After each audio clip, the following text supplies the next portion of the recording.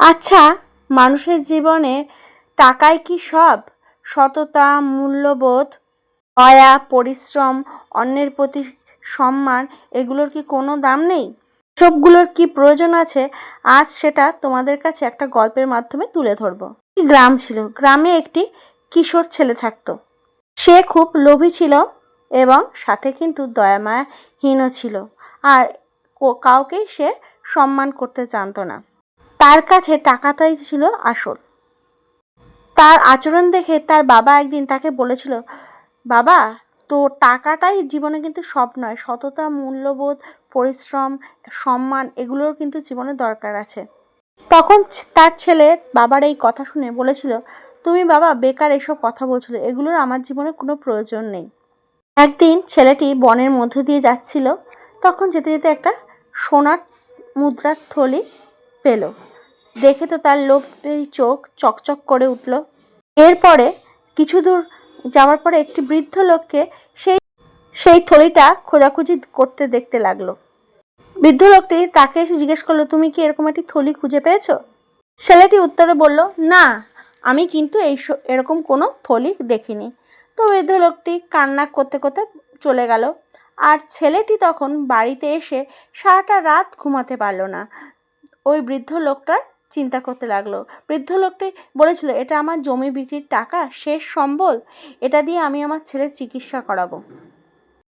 সকাল হতেই ছেলেটি বাজারে আসলো এবং বাজারে এসে বৃদ্ধ লোকটাকে খোঁজাখুঁজি করতে লাগলো। পেয়েও গেল এক সময়।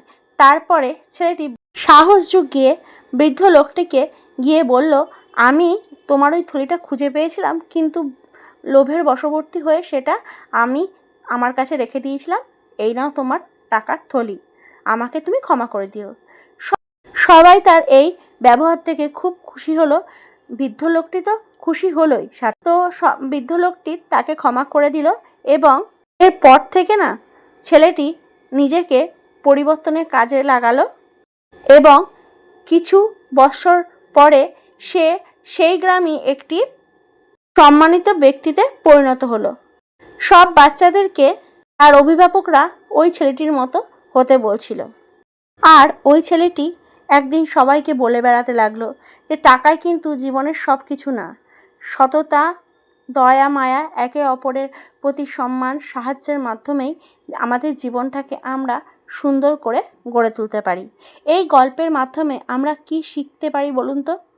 সততাই হলো আমাদের জীবনের বড় সম্পদ। লোভ মানুষকে ভুল পথে নিয়ে যায়। অর্থের থেকেও মানুষের বিশ্বাস আর ভালোবাসার দাম অনেক বেশি। সবচেয়ে বড় কথা কি বলুন তো?